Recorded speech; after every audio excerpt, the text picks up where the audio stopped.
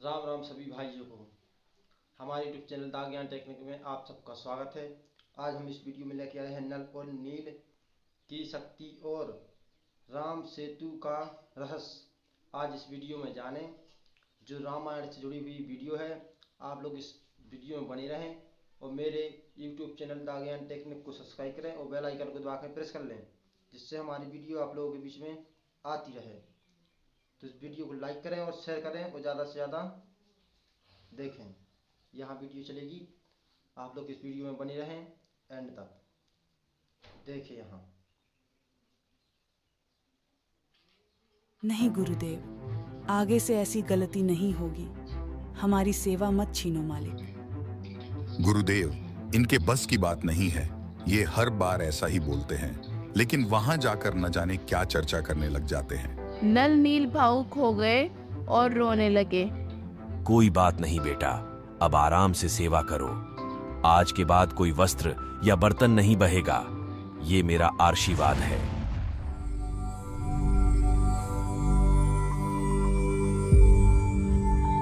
भगवान राम के समकालीन हुए दो भक्त नल तथा नील का भी रामायण में प्रसंग आता है। नल तथा नील मौसेरे भाई थे।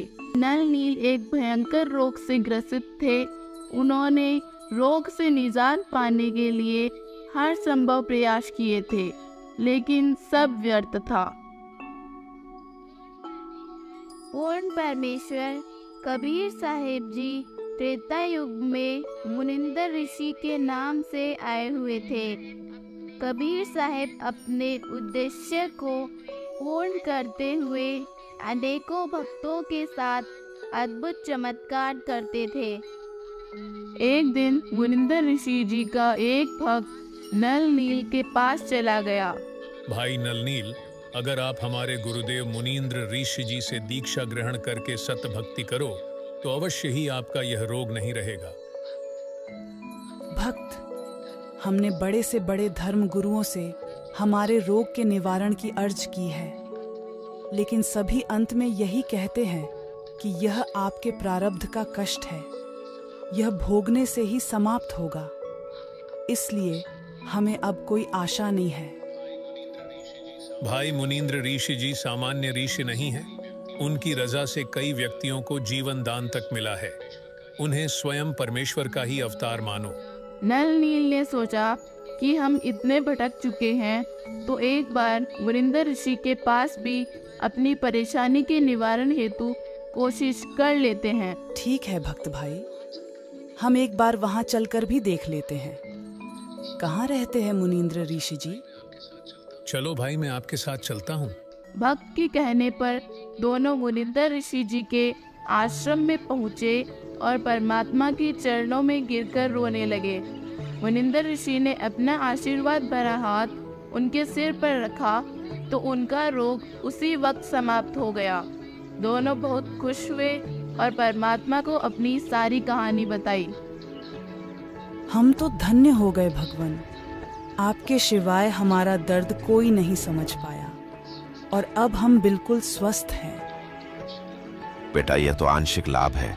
पूर्ण परमेश्वर की सतभक्ति ग्रहण करो ताकि आपको यहाँ के सभी कष्टों से निजात मिले। अवश्य भगवान, हमारा जीवन तो आप ही की देन है। हमें सत भक्ति प्रदान कीजिए मालिक। नल नील बहुत खुश थे और ज्यादा से ज्यादा सत्संग सुनने लगे और गुरुदेव की सेवा करने लगे।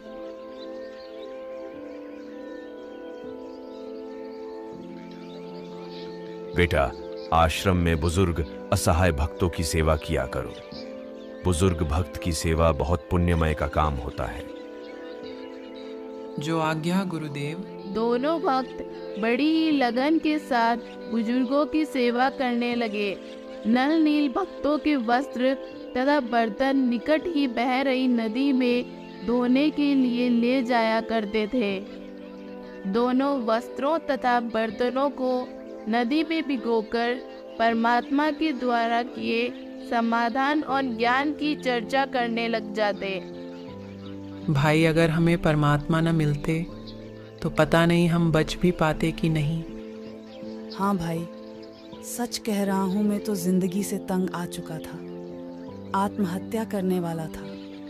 वहाँ उन्हें कई घंटे बीत जाते। उधर नदी में कभी कभी की तेज लहरों में भक्तों के कुछ कपड़े और बर्तन बह जाते।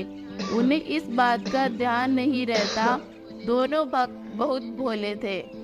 जितने वस्त्र बर्तन होते वे लाकर रख देते थे। आश्रम में किसी को अपने कपड़े नहीं मिलते तो किसी को अपना बर्तन। कुछ दिनों तक ऐसा ही चलता रहा। भाई भक्तों, आप ये सेवा रहने दो, हम परेशान हो रहे हैं बेटा। आपको ये पता भी नहीं रहता कि हमारे कपड़े और बर्तन आप खो देते हो। क्षमा करो भक्तजियों, आगे से हम ध्यान रखेंगे।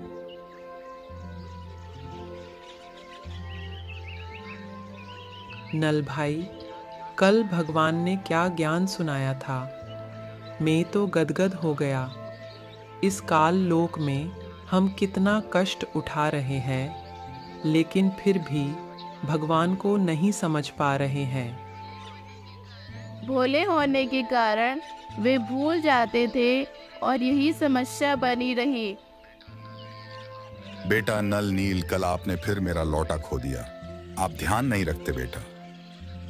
ऐसी बात नहीं है भगत जी, हम पूरा ध्यान रखेंगे। बुजुर्ग भक्तों ने अपने गुरुदेव मुनिंदर जी से समस्या बताई। भगवान, अब आप ही उन्हें समझाइए, हम अपने बर्तन और कपड़े खो रहे हैं। परमेश्वर ने नल नील को बुलाया। बेटा आप यह सेवा रहने दो, सब परेशान हो रहे हैं। इस बात पर दोनों रोने लगे। नहीं गुरुदेव, आगे से ऐसी गलती नहीं होगी। हमारी सेवा मत छीनो मालिक। गुरुदेव, इनके बस की बात नहीं है। ये हर बार ऐसा ही बोलते हैं, लेकिन वहां जाकर न जाने क्या चर्चा करने लग जाते हैं। नल नील भावुक हो गए और रोने लगे। कोई बात नहीं बेटा, अब आराम से सेवा करो। आज के बाद कोई वस्त्र या बर्तन नहीं बहेगा, ये मेरा आशीर्वाद है। आज के बाद तुम्हारे हाथों से रखा गया पत्थर भी पानी में ना ही बहेगा और ना ही डूबेगा। नल नील की खुशी का ठिकाना नहीं रहा और नदी के किनारे जाकर अपनी शक्ति को आजमाने लगे। दोनों ने वस्त्र पानी में डुबोकर छोड़ दिया तो वस्त्र वही का वही रहा। उन्होंने पत्थर भी रखा तो वह भी पानी पर तैरने लगा। दोनों बहुत खुश थे तथा और ज्यादा सेवा करने लगे। इस प्रकार परमेश्वर ने अपने भक्तों नल तथा नील को यह शक्ति दी। नल नील का समुद्र पर बनाए गए पुल पे बड़ा योगदान माना जाता है। माना जाता है कि उनके बिना समुद्र पर पत्थर तैरना मुमकिन नहीं था। देखिए इसके पीछे की सच्चाई और सत्य कथा।